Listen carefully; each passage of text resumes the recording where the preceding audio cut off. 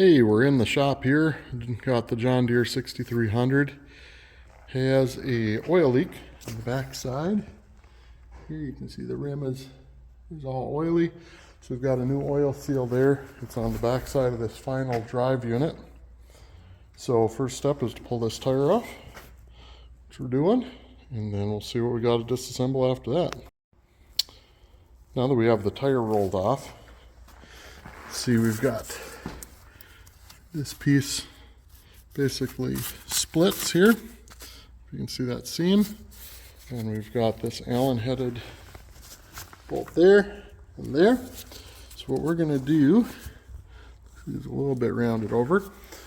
We're going to find the right size Allen socket. Grab some of them here. There we go. Allen socket. And then I also have an impact driver that uses a hammer. So by pounding in, we'll hopefully reduce the chance of stripping this out. There we go. Right size there. I'm going to make sure I get that cleaned out really well before I start. So we're going to grab pick to do that, and then the impact driver. It's this guy right here.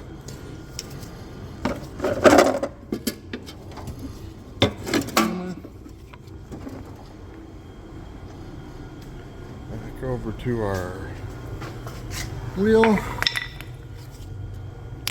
Our pick, make sure we're clean. Snap. Snap this onto our impact driver, and then this turns like that. When you hit on the end, it will also rotate it counterclockwise. I can't do that with only one hand, so you'll just have to trust me on that.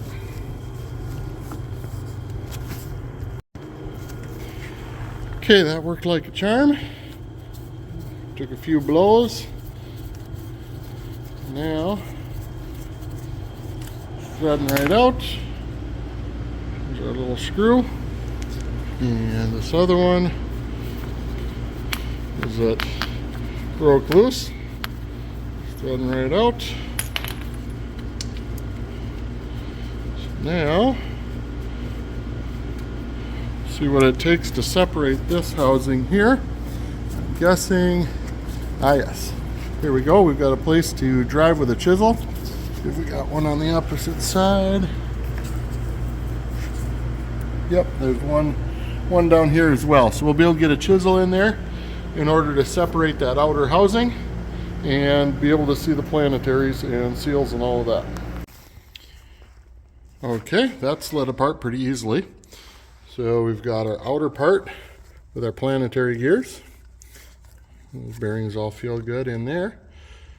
So that is driven from the axle, and that gives us our gear reduction here on the outside. We are going to pull these bolts here to pull our outer gear, and then that should get us to where we can pull the hub, I believe, because the seal we're looking for, well, let's see, where were we leaking? Yeah, we're leaking right in there. So we're going to have to pull the hub bearings and slide that out so that we can get at that axle seal on the back side of the hub. All right, so took a little bit of wiggling to get this off. So this hub has splines here which fit quite tightly into this, I guess it would be our steering knuckle, part of that. But once that was off, that's basically what preloads these bearings. So I would assume we probably would have a shim behind this rear bearing in order to set that preload if we were need to adjust it. And then this bearing basically sits right there on either side. They sit quite close together, so there's not a lot of it's a lot of torque in between those two. The further apart a bearing can be, the more load it'll support. But I'm sure they've got it engineered right. These bearings seem to be in good shape yet.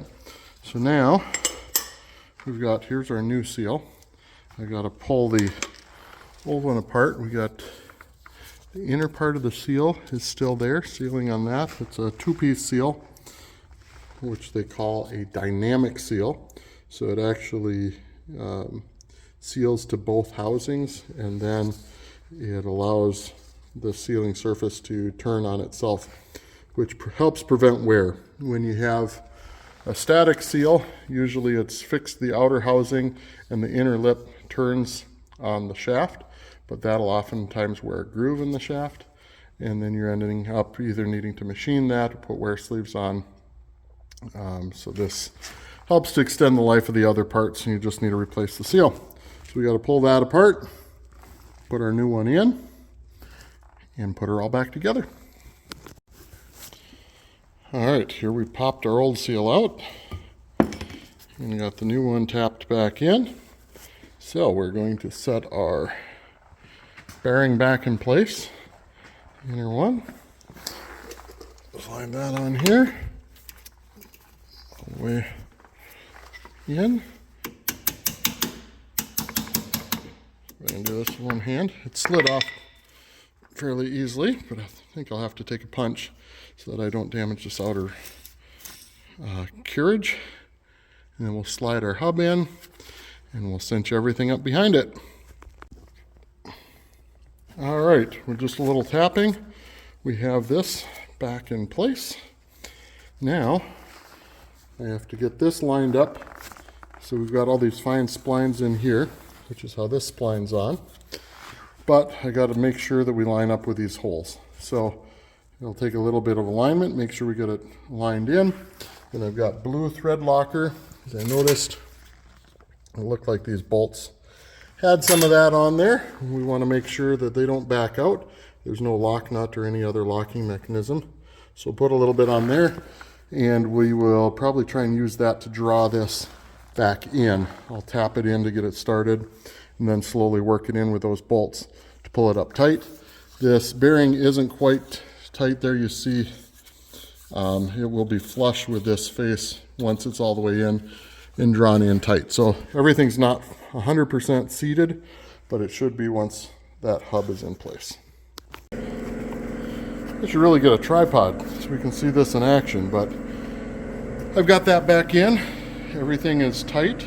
You do have to make sure these holes only line up one way. I slid it together lining up one bolt hole, and I didn't pay enough attention to see all the others. Only one lined up, the other 7 were off. So I had to pull it all back off again, realign it. We put blue Loctite on, snugged it all up, going around several times until we're tight. Now we're going to slide this back on. So just have to line up those center planets with the teeth there, so it'll take a little wiggling. And then we need to make sure we are aligned with our 2 little studs there, top and bottom, little locker bolts, and that outer piece that seals with an O-ring here. So we'll slide that in and fill her back up with oil. And there we have the tire back on.